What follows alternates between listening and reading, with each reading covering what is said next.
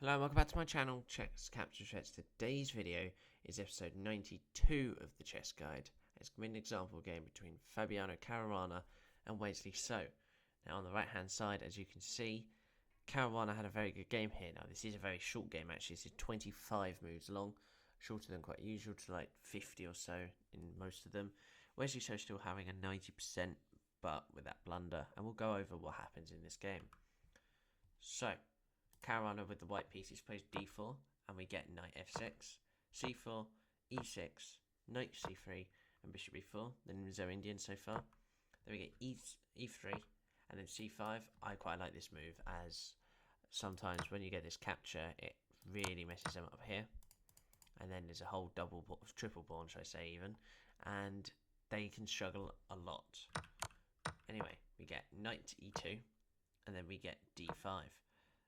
a3 goes back, obviously can go back because this c5 stops this, and we get capture. And after this capture, could have done the queen trade, we decided not to though. And now the knight comes out, knight to g3, b6, queen f3, rook b8, and then c6. So let's just stop here for a second and let's see what's about to happen. So development wise, I actually would say white is better by a long way, and the reason is that even though the bishop hasn't got out, it's very easy about to obviously capture this pawn, if not just go e2. This bishop on the other hand has only got one square, and obviously we know the knight's going to e5 next move, so this gives white a lot of chance to use that tempo of knowledge there, probably play somewhere like f4, somewhere like that. And maybe also after that bring the knights in and try and trade some of these wayward pieces. So we do get knight e5 and queen f4. And then we get the first blunder. And then, well, the first and only blunder of this game. And it was bishop takes c3 here. As the whole thing is saying it loses a pawn. So after this, they take. And now we play rook d1 here, attacking the queen. And after the queen moves, as you can see, there's a huge risk. This pawn is going. But this is a huge risk here.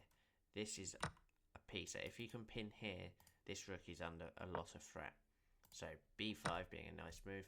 But Fabi does not care about that, and he takes this knight. We get queen takes.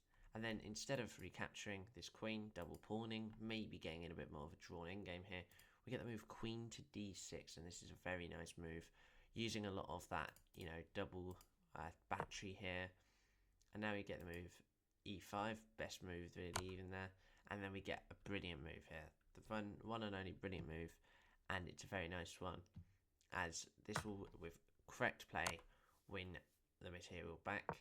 And after the queen comes here, we actually win the knight back here. And now we should also be able to win this pawn. It looks a bit risky after this, but it's much not. And I think this bishop gets worse. But we do get it. And as you can see, queen c4, great move. Just gets out of the way. It's the only move. And now we get knight f5. And as I said here, this bishop doesn't help in this attack. So then we get the move queen f6, queen c5, and then queen c7. And black resigns. He's 4 points down, as you can see on here. It's not good at all. As soon as this moves, even here to stop this, you have this move. Which could do stuff. Now we're attacking for mate. And even here, it's a very difficult position, to be fair. I still think maybe black had some sort of play, even after this, but you have this move, which I didn't see. And when it goes back, now you can also play this, I think. And you're much just not in a good position at all. If we just almost double up here. Even though that's a very good move, they try and do that. But as you can see, we can just keep playing moves like this the whole time. And even though I've just played a mistake here or miss, I've still 3 points up. So Fabi had such a good position here. 3 points up still, even after that. So let's just go through the opening just to end off here. So how did this all really arise from the first 12 moves? Well, after this part here, it's the classic Nimzo Indian. And this move, as per usual, And we get this move, c5, which always, in my opinion, is a strong move. Even after stuff like this, it just makes the position look worse for white. You know, you can't even go back here because of this, and after you go take, you can still take then. So it's very strong. But instead we get these sort of bit where it's kind of it's now symmetrical from this sort of the pawn structure. And then after a few captures, very surprised we could have had this, and like something like this, for example, could have happened, but we didn't. And instead we got the bishop to block, and after all of this, we get the big move of this. And I think the issue here is this can't get out. These are kind of trapped this way. This is now completely unprotected after this. This is going to have a lot of attack. This knight is good. This is going to win a pawn. This rook can go to d1. There's so much on. So, and just before we finish this video, I think we've got to go over the great sacrifice here, as it's a very simple one as well. After this take, you just play this, as this is the only move that blocks really. As if you get something like this, you have this. You might be able to block with that, but you would lose this anyway. And this is now becoming a very big threat that you'd have to try and stop, and it becomes really bad.